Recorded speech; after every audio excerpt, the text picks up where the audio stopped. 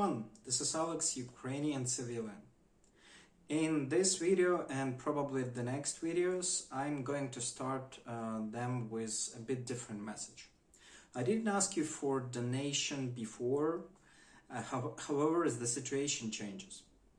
As you may remember, I told already that mostly my wife volunteers in order to support the regime that operates in the north of our region, and we help them in different ways, mostly, let's say, helping to improve their living conditions. We purchased water boilers for them.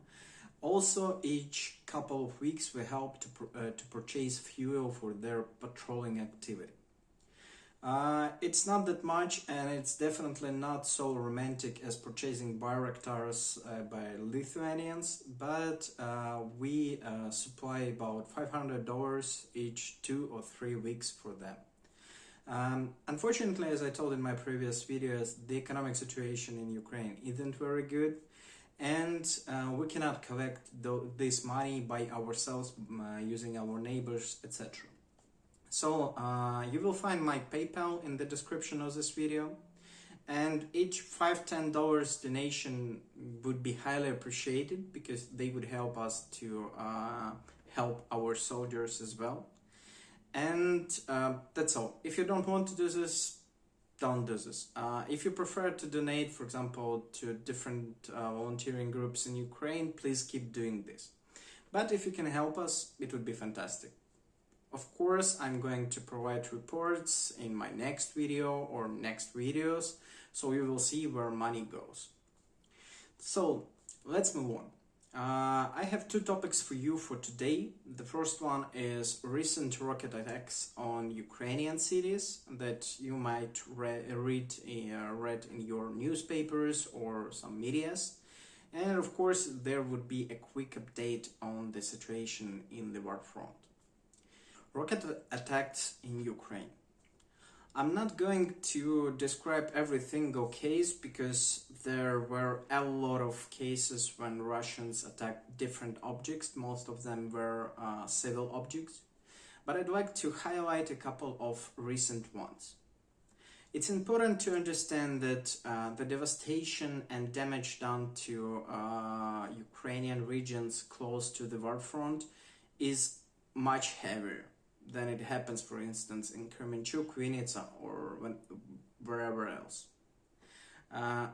However, it's important also to understand the nature of Russian attacks, because those cities, I will count later, they are located away from, in hundreds of kilometers from the Warfront, and the damage, possible damage done by Russians is not compared with the damage they do to civilians and civil objects. I will add to every single case some details. However, most of you know about them if you track Ukrainian events. And let me start from Kremenchuk. It happened in the end of June when 2 Russian rockets tried to attack an industrial object in Kremenchuk, Poltava region. And instead of hitting industrial object that was closed for a long time, one of the rockets hit a simple supermarket.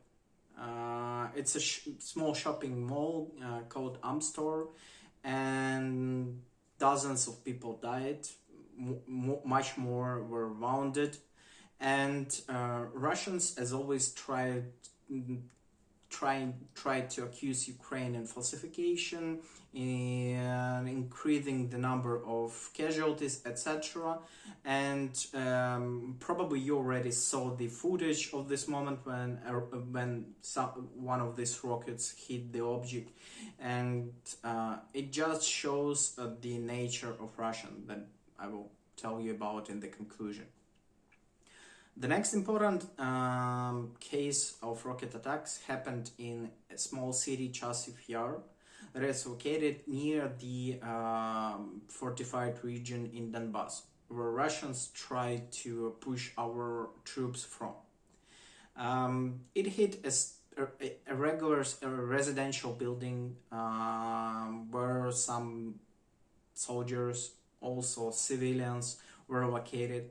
It led to also dozens of dead people. Most of them died when the building was crushed. And basically, again, Russians tried to accuse that there were hundreds of nationalists, Nazis, etc., instead of being honest. The next case I will tell you about is Vinnytsia. It happened on July 14th. It was highlighted in many Western media, so you probably heard of this. And it became very widespread because of dead children. Unfortunately, it happened. And again, Russians tried to tell that they hit the local house of officers. Actually, it was working as an entertainment entity, basically. And the secret conference of Western officers probably was held just before a regular concert that was planned for this evening. It's another terrible act of Russian terrorism. They choose distant cities in order to attack and share the panic among Ukrainian civilians.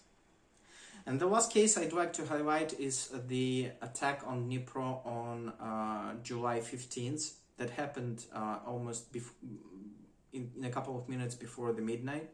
And basically Russians tried to attack an industrial plant, Pivdenny machinery plant. Basically, as always, high-tech, high accuracy Russian rockets hit the territory near this plant and caused losses among civilians. Those casualties, someone may call those casualties just an accidental collateral damage. But I cannot say so for 100%. So my conclusion about those events that Russians are not trying to intentionally hit civilians. I assume that they really try to find some military targets on the territory of Ukraine in order to hit them, to do some damage to our army. But they definitely know about the accuracy of their rockets. And since the production of latest rockets like Calibers or Ha-101 is limited, but it's not ended because of sanctions, they often use old Soviet rockets with very low accuracy. Those rockets have incredible damage ability, and of course those attacks lead to multiple collateral damage among civilians. Why I have a little bit different position from the well-known Ukrainian is because of course those attacks are acts of terrorism, because they cannot do any significant damage by attacking, I don't know, some hall of officers in 700 kilometers from the Warfront. However, they use those attacks to frighten civilians. And it again showed that Russian commandment, Putin, and whoever else make decisions, they don't understand the Ukrainian nature. We are not frightened. Of course, we feel sorrow about those people who died under these attacks, but it only strengthens our willingness to avenge, to continue this war until Russia is defeated, until they leave the Ukrainian territory, because otherwise we completely understand that otherwise we will just sign another treaty that will be broken in a couple of years when Russia regroups their army, when they fulfills the number of rockets, when they repair enough tanks, etc. That's why those terroristic acts only give me the understanding that Putin has no idea how to frighten our nation. He acts in the same way he did in Syria, hoping to force our government to sign some treaty in September in order to present some victories to his internal audience. Will it work? I don't think so. However, we depend completely on the Western military aid, and I cannot forecast how it will go in the future. But I understand that those attacks give nothing to Russians except the enthusiasm of Ukrainian soldiers. So it was my personal opinion on these attacks. I don't hope that the number of Russian rockets will end soon, because I understand they have outstanding storages of Soviet military stuff. But I understand that it's a desperate move to push on Ukrainian society. Let's move on and let's talk about recent activities of Ukrainian forces in the Warfront. So basically, for the last couple of weeks, there are no significant Ukrainian victories or Russian victories, because since the retreat of Ukrainian troops from Lysychansk in order to avoid any possible encirclement, Russians announced the operational pause.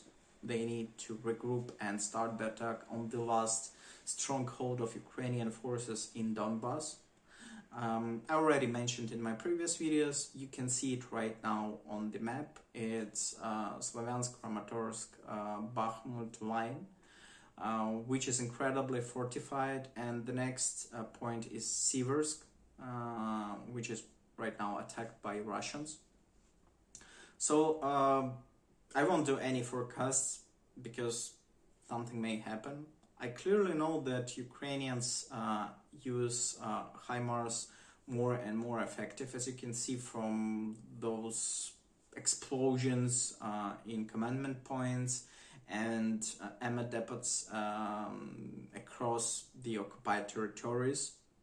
For me personally, everything already merged in one big explosion. And of course, every morning I start checking my thread, my social medias in order to see something new. But I understand that it's the continuous process of weakening Russian troops by don't giving them an ability to fulfill their ammo storages.